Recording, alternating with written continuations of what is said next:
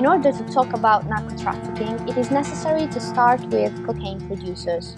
Colombia is among the most important. The narcotic produced here is headed for North America and Europe through West Africa. The modern leaders of narco-trafficking have learned from the errors of their predecessors. They have understood that violence affects their businesses. For this reason, the new bosses stay behind the curtain. Cocaine is moved from Colombia to Venezuela that has a long, uncontrolled coast. There are also many international ports and airports that are exploited by drug cartels, and for this reason, Venezuela has become the main trader with Europe. By plane, it is only 2 hours away from Honduras. Also, Venezuelan politicians and soldiers are great accomplices to drug cartels. Venezuela is fundamental for cocaine production and trafficking. More and more Venezuelans start working with Colombian narcos for harvesting and treating cocaine leaves. They are a great labor force at a very low cost. In fact, many of them flee from their own country because of the systematic violations of their basic rights. Moreover, Venezuela is a country full of oil. It is facilitated with subsidies on fuel, and gasoline is a fundamental element in the cocaine production process. Going towards the United States, there are El Salvador, Honduras, and Guatemala that make up the so-called Northern Triangle in Central America. This area is among the most violent regions of the world, mainly because of its geographical position. It is located between cocaine producers, Peru, Bolivia, and Colombia, and cocaine smugglers, Mexico. These three countries are used as warehouses where traffickers can store their products, or to make a stopover during the drug flights. This triangle is used also as a bank by the drug cartels. They need to clean their money through money laundering, that is the process of creating shell corporations. Local organized crime is among the worst plagues that affects both economy and the living standards of the citizens. There are many violent criminal gangs, called maras or pandillas, that make money through extortions, human trafficking, kidnappings, and also narco-trafficking at national level. These latter are responsible for the drug transport beyond the Mexican border and for the smuggling of the narcotic in the USA. Then they launder their incomes in the Northern Triangle, they invest their clean money into their own illegal businesses, and the crime cycle that affects Central America keep on turning. Narco-trafficking in our country is mainly carried out by mafia. There are some principal mafia groups defined by the regions they operate in or originated in. The current structure of the mafia took centuries to develop, and it all began on the island of Sicily. For centuries, this island was ruled by foreign invaders, so the residents formed groups to protect themselves from the hostile occupying forces. These groups developed their own system for justice and retribution, carrying out their actions in secret.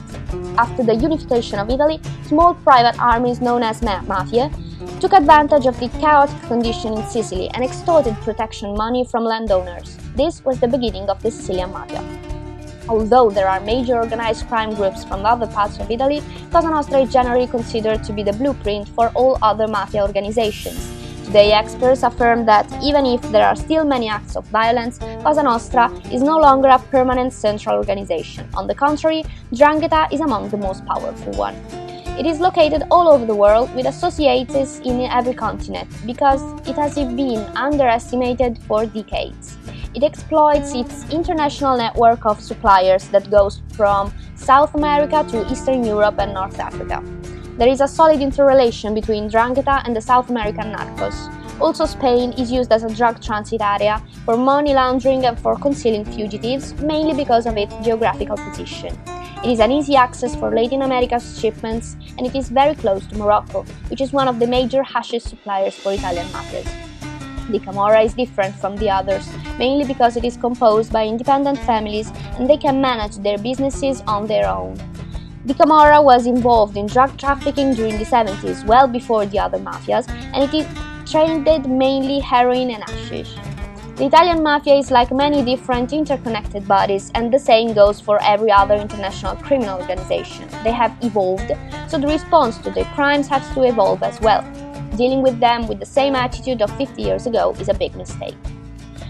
The global situation on migration is critical. Millions of people are fleeing from their homelands, all driven by the same reasons: basic human rights violations, extreme meteorological events, high levels of crime, wars, and so on. 85% of migrants find a shelter in a neighboring country. An example of this phenomenon is evident in the mass movement between Venezuela and Colombia. During the last years, millions of people have left the latter country in order to run away from the political and economic crisis that affects the citizens. Colombians have already hosted around 2 million migrants with an enormous effort for their inclusion. In Colombia, migrants are seen as an opportunity for development, and the government is adopting many initiatives for greater social inclusion. According to many data, with the closure of the borders and the rejection of migrants, a government can obtain only social insecurity, racism, and economic losses. On the contrary, inclusion is good for our country, our economy, and our society. A clear example is the Riace model, established by the former mayor of the small town in South Italy, an area where the mafia has a great influence. This little village hosted many migrants by offering them the old and abandoned house of Italian immigrants. In this way, many important services such as the schools have been kept active, and the district has been financed with little activities linked to agriculture and craftsmanship.